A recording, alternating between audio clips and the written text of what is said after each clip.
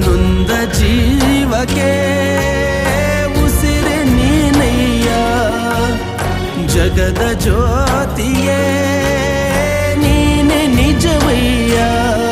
ಮಂತ್ರಾಲಯ ವಾಸ ಮಂತ್ರಾಕ್ಷತೆಯ ಅರಸ ಗುರು ರಾಘವೇಂದ್ರ ರಾಘವೇಂದ್ರ ರಾಘವೇಂದ್ರ ಗುರು ರಾಘವೇಂದ್ರ